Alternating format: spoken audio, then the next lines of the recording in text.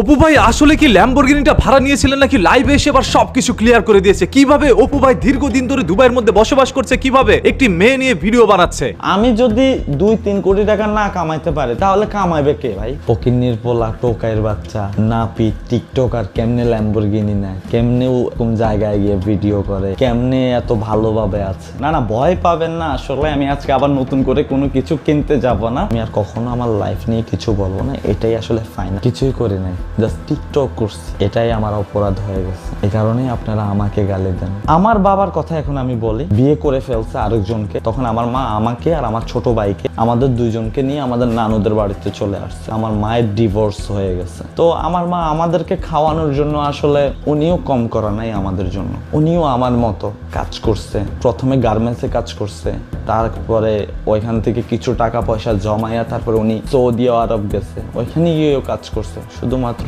তার 2টা ছেলে আছে, ওই 2টা ছেলেকে খাওয়ানোর জন্য 2 মুঠো ভাত, আর কিছু না। আমার লাইফটা এতটা ইজি না যতটা আপনারা দেখতেছেন। ছেলে আজকে ল্যাম্বরগিনি নিছে, ছেলে আজকে দুবাই গিয়ে ঘুরতেছে, এই ছেলে আজকে টিকটক করতো, ছাপড়ি টোকাই। এই ছেলেটা ল্যাম্বরগিনি কিভাবে নেয়? ছেলে মেয়ে নিয়ে ঘুরতেছে। আসলে আমি জানি না এটার জন্য। প্লিজ আমার ফ্যামিলিকে আপনারা দোষারোপ করবেন না, এটার দোষ একমাত্র আমার। আমি আসলে এগুলা করতেছি। এই যে আমি ল্যাম্বরগিনি নিছি, এটা এত ইজি হয়ে গেছে, এত ইজি মনে হচ্ছে আপনাদের এখন যে এত ইজিতে এটা চলে আসছে। কাজ করছি ভাই, কাজ করছি, 2 টাকা করে জমাইছি। 4-5 বছর আমি অনলাইন প্ল্যাটফর্মে। কারণ আমি 2 কোটি 3 কোটি টাকা কামাইতে পারি না? পারি তো, অবশ্যই পারি। কেন পারবো না ভাই? আমি মিউজিক ভিডিওতে কাজ করছি, আমি নাটকে কাজ করছি, আমি প্রমোশনের কাজ করছি, আমি ব্লগিং করছি, আমি ফেসবুক কন্টেন্ট আপলোড করছি, আমি টিকটকে প্রমোশন করছি। আমি যদি 2-3 কোটি টাকা না কামাইতে পারি তাহলে কামাইবে কে ভাই? একটা ছোট ভিডিও আপলোড দিলেও তো 20,000 টাকা দেয় এখন বর্তমানে। দুবাই আসছি, দুবাই এসেও তো কিন্তু বসে নাই আমি ভাই। দুবাইতে আমি কাজ করতেছি। এখানে প্রত্যেকটা মুহূর্ত টাকা দরকার আপনার চলতে হলে। আপনার পানিটাও কিনে খাইতে হবে। আপনাকে কেউ এসে একবেলা খাওয়াবে না এখানে ভাই। আপনাকে কাজ করে আপনারটা আপনাকেই করতে হবে। যে আমার লাইফটা আসলে এতটা ইজি না ভাই, যতটা ইজি আপনারা মনে করতেছেন। আমি কোনো শিক্ষিত না, আমি একটা মূর্খ ছেলে, আমি একটা গরিব ঘরের ছেলে মনে করতে পারেন। আমার বাবার কি আছে সেটা আমার দেখার বিষয় না, আমার কি আছে সেটা আমার দেখতে হবে। আমি কোনো কোটিপতি না। একটা ল্যাম্বরগিনি নিয়ে এনেছি তার মানে এই না যে আমি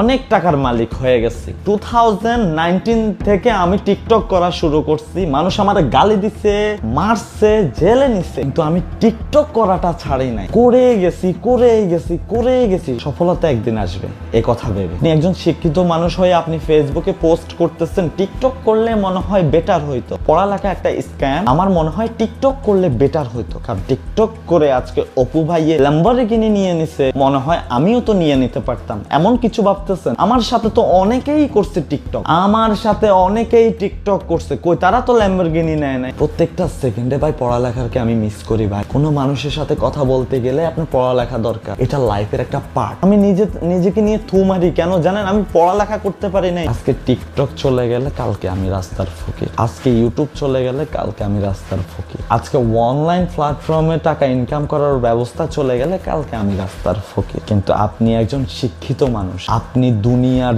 যে কোনো জায়গায় গিয়ে কাজ করতে পারবেন। আমাকে টিকটকার বলে থু মারে, আপনাকে বলবো ওই যে দেখ শিক্ষিত মানুষ আসছে, শেয়ার ছাইরা দেয়। প্লিজ আর এইভাবে পোস্ট কইরেন না। আচ্ছা আমাকে গালি দেন, কোনো প্রবলেম না, হয়তো আপনার খারাপ লাগে এই কারণে আপনি আমাকে গালি দেন, কিন্তু আপনি আমার মাকে গালি দেন, এই জিনিসটা তো করতে পারেন না ভাইয়া। এভাবে করা ঠিক না। তবে এই অপু ভাই আসলে কি ল্যাম্বরগিনিটা কিনেছেন নাকি ভাড়া নিয়েছেন সেটা আপনারা জানতে পারবেন পরবর্তী ভিডিওতে। একেবারে প্রমাণ স্বরূপ সবকিছু নিয়ে আমি হাজির হব। পরবর্তী ভিডিওটি দেখার জন্য অবশ্যই চ্যানেলটাকে সাবস্ক্রাইব করে রাখবেন। আর অপু ভাই যা কিছুই করুক না কেন, অপু ভাই গাড়ি কিনুক আর না কিনুক, অপু ভাই দুবাইয়ের মধ্যে বসবাস করছে এবং সেটা রাজার হালতে বসবাস করছে, এটা অন্ততপক্ষে সত্য। তবে ল্যাম্বরগিনি আসলে অপু ভাই কিনছে কিনা সেটা একটি প্রশ্ন সবারই থেকে যায়। সেরকম ভাবে অপু ভাই এই মেয়েটাকে বিয়ে করছে নাকি সেটা তার গার্লফ্রেন্ড নাকি সেটা তার বন্ধু, সবকিছু জানতে পারবেন আজকেই অন্য একটি ভিডিওতে। আর আপনাদের কাছে অপু ভাইয়ের মুখ থেকে সকল কথাগুলো শোনার পর কি মনে হচ্ছে, কেমন লেগেছে সবকিছু একটু জানাবেন ভাই। এই পোলাটা অনেক কষ্ট করে আজকে এই জায়গায় আসছে। তবে একটি কথাই আছে না, আন্ডারওয়্যার যতই দামি হোক না কেন সেটা কিন্তু জায়গা মতোই থাকে, এবং একটি জুতোর দাম যতই হোক না কেন, যেই ব্র্যান্ডেরই হোক না কেন,